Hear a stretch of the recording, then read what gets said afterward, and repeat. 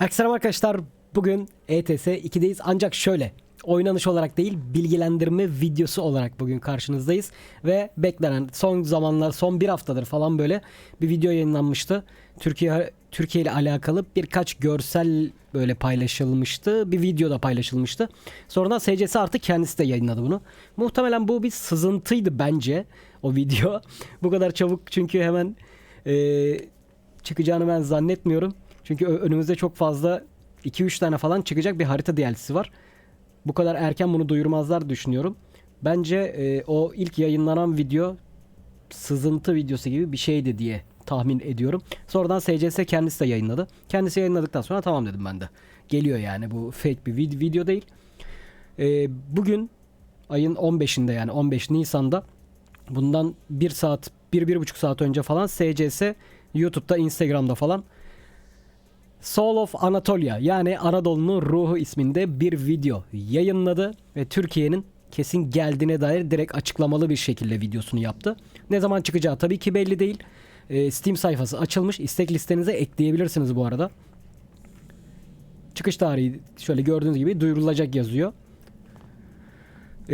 Şimdi bir videosu var. O videoyu zaten izlemişsinizdir. Bir de birlikte izleyelim.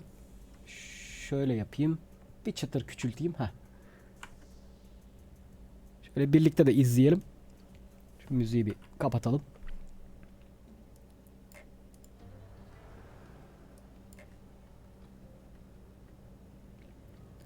Zaten yollardan, çevreden, görselden anlayabiliyorsunuz. Birkaç yerde de zaten Türk bayrağı vesaire, Türk tabelalar, kale var mesela. Şimdi hangi bölgeler ben tam bilmiyorum ama Karadeniz bölgesi galiba burası. Karadeniz tarafları olabilir ama Antalya tarafları da olabilir. Tam emin değilim.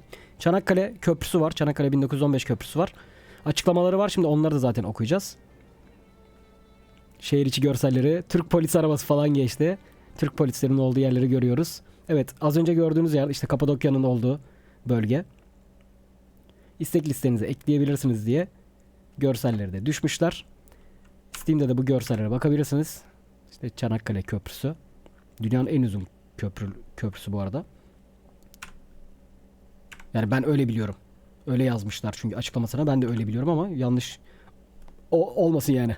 Araştırmadım. Yazana göre söylüyorum yani. Hemen şöyle bakalım.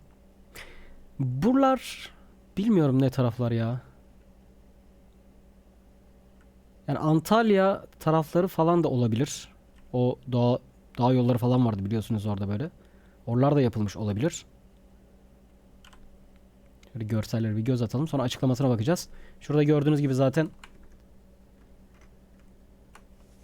bir kale var. Tarihi bir kale var. Türk bayrağı var.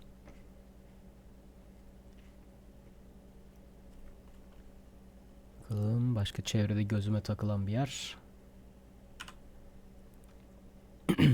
Buralar işte dediğim gibi yani Karadeniz tarafları da olabilir. Ama Antalya tarafı da olabilir işte. Bu Mersin Antalya arasındaki yolu da belki yapmış olabilirler. O bizim Türkiye haritasında falan oynadığımız.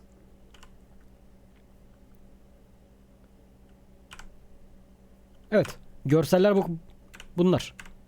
Videoda zaten hemen aynı şeyleri gösteriyorlar. Şimdi şöyle bir şu sayfaya da gelelim. Hatta şuradan Türkçe dil çevirelim.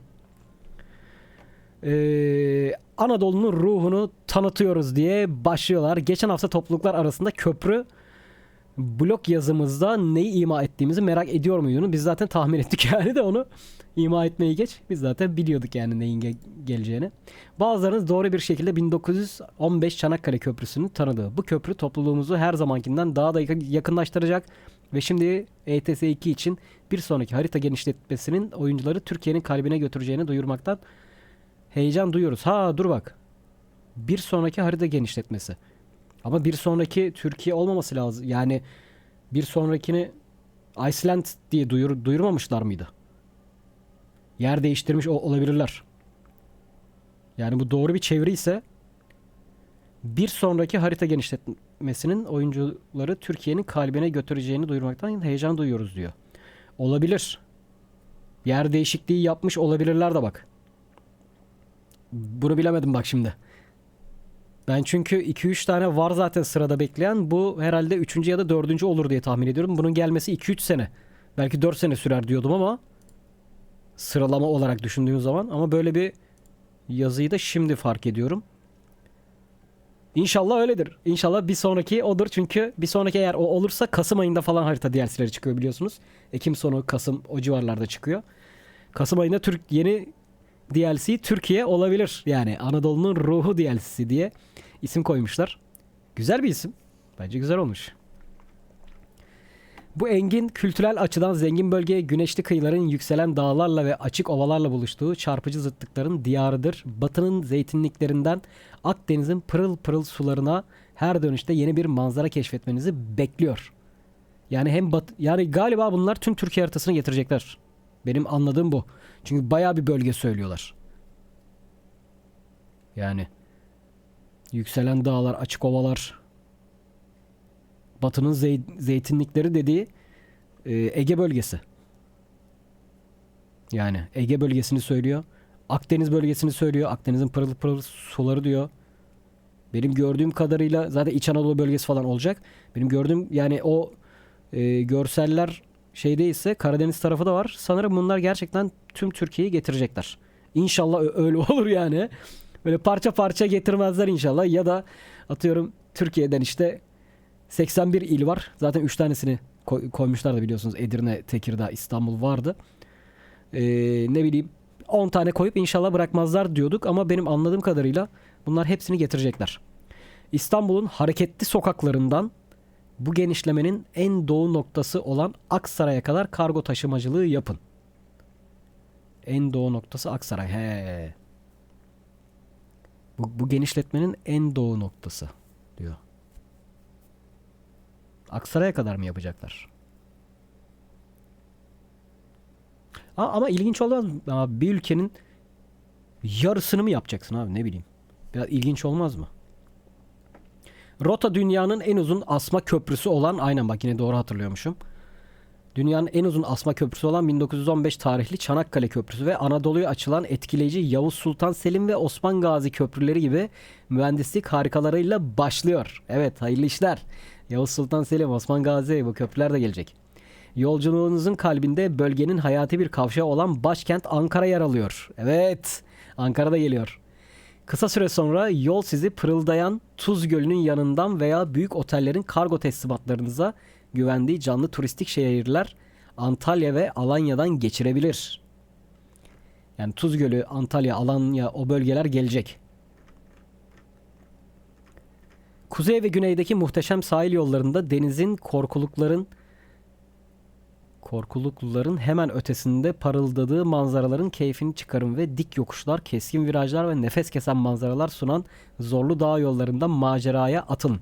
Yine o benim dediğim Mersin Antalya tarafındaki yol belki o benim gördüğüm olabilir. Hangisiydi o? Şu yol belki o taraflar olabilir. Hemen bakalım. Evet, Soul of Anatolia, Anadolu'nun ruhu üzerindeki çalışmalar devam ederken yakında çıkacak olan bu harita genişletmesinden gelecek güncellemeleri sizlere sunmak için sabırsızlanıyoruz. Ancak bu büyük haritayı sizlere sunmak için önümüzde uzun bir yol olduğunu, işte ben bundan şey yaptım yani. Önümüzde uzun yol var diyor. Ama yukarıdaki yazıda da bir sonraki diyor. Uzun bir yol olduğunu ve burada gördüğünüz her şeyin hala geliştirme aşamasında olduğunu ve DLC yayınlarına kadar değişebileceğini unutmayın. Tamam, okey. Onda sıkıntı yok zaten. Yakında çıkacak olan bu harita genişletmesi. Bak hala yakında çıkacak diyor. Burada da uzun bir yol var diyor. Yani uzunluk, yakınlık mesafeleri bunların nedir abi şimdi? Bir karar verin. Yakında çıkacak olan bu harita genişletmesinde yer almak için sabırsızlanıyorsanız ve heyecanınızı bizimle paylaşmak istiyorsanız South of Anatolia DLC'ni Steam'de istek listenize ekleyerek bize destek olmayı unutmayın. Ayrıca South of Anatolia ile ilgili güncellemelerin yanı sıra oyunlarımızdan diğer haberleri de doğrudan akışınızda almak için Twitter, Instagram vesaire buradan da abone olun, takip edin vesaire vesaire diyorlar. Şimdi bunun açıklaması neymiş abi?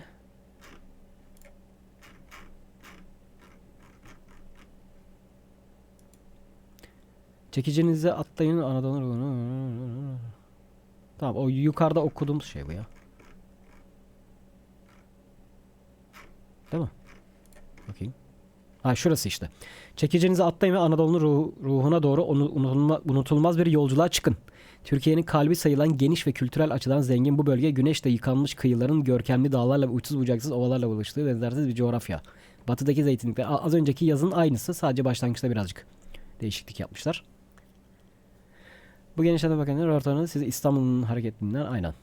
Aksaray'ın uçlarına uzanan etkileyici bir... Abi bunlar Aksaray'a kadar yapacaklar galiba ya.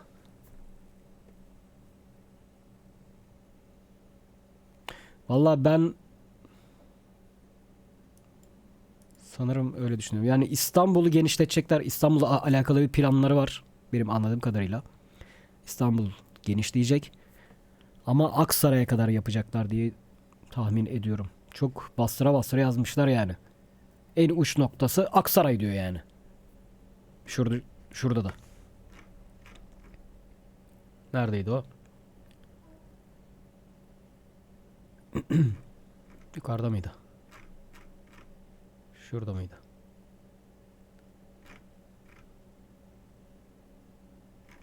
Neredeydi la o? Hızlı hızlı bakıyorum, göremedim. Ha. İstanbul'un hareketli sokaklarının bu genişlemenin en doğu noktası olan Aksaray'a kadar diyor. Ha bunlar herhalde Aksaray'a kadar yapacaklar ya. Valla inşallah öyle değildir. İnşallah 81 ili yaparlar yani. Tüm Türkiye'yi getirirler. Yani Aksaray'a kadar. Sonra ikinci bir Türkiye haritası mı yapacaklar sonrasında? Anlamadım. Yani sonradan ya da bunu güncelleme getirip sonradan mı büyütecekler? O da olabilir. Bilmiyorum, bana çok mantıklı gelmedi. Ama burada da yazıyor yani bu genişleme paketinin rotalarını siz İstanbul'un hareketinden Aksaray'ın uçlarına kadar uzanan etkileyici bir serüvene çıkaracak diyor. Aksaray'dan sonrası yok. Yolculuğunuz mühendislik harikalarıyla başlıyor. Dünyanın en uzun asma köprüsü, evet. Anadolu'ya dev geçitler. Anadolu'ya açılan dev geçitler. Yavuz Sultan Selim ve Osman Gazi köprüleri ihtişamını hissedin. Yolculuğun merkezinde ise bölgenin en önemli kavşak noktası ve Anadolu'nun kalbi Türkiye'nin başkenti Ankara yer alıyor. Yolunuz Tuz Gölü'nün büyüleyici beyazlığının yanından geçebilir ya da teslimatlarınızı Antalya, Alanya gibi dünyanın dört bir yanından turist çeken şehirlerdeki dev oteller olabilir. Anadolu'nun kuzeyi ve güneyi boyunca eşsiz sahil yollarında sürüşün keyfini çıkarın. Ha bunlar İç Anadolu tarafını yapacaklar. Diğer Doğu Anadolu, Güneydoğu Anadolu oralar olmayacak sanırım. Galiba Karadeniz'de olmayacak. Yani çok yüzeysel yapacaklar o zaman bunlar ya. Yani komple Türkiye'ye yapmayacaklar benim anladığım kadarıyla. Bak şimdi üzüldüm. Videoya hızlı bir giriş yaptım. Okumadan giriş yaptım. Küçük bir göz gezdirdim. Hemen videoya giriş yaptım. Heyecanla 81 il gelir diye tahmin ederek girdim. Videoda şu anda yıkıldım diyebilirim. Yani birazcık saçma bir durum oldu. Neyse, yapacak bir şey yok.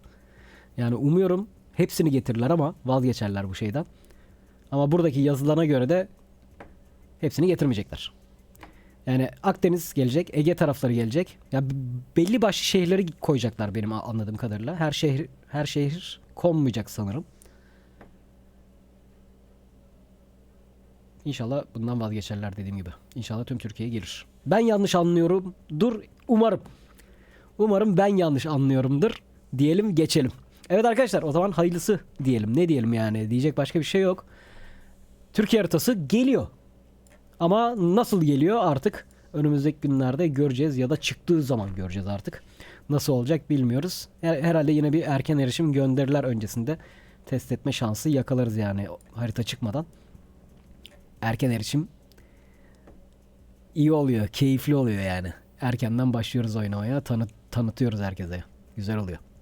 Evet arkadaşlar, bugünkü videomuz bu kadar. Heyecanlı bir giriş yaptık. Sonda birazcık düştük ama umuyorum hayallerimiz kırılmaz. Tüm Türkiye haritasını getirirler.